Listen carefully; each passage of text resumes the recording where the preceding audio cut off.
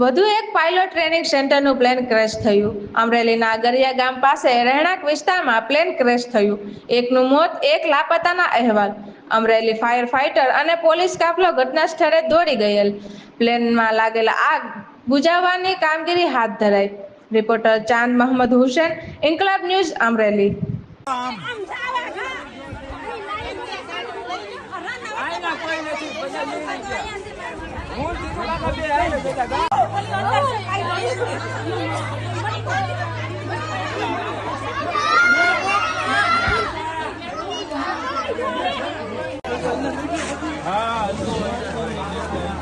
પચાસ ટકા બળી ગયું. કેટલું બધું બળી ગયું. આ ઝાડવારે ભટકાણું અહીંયા ઉપર.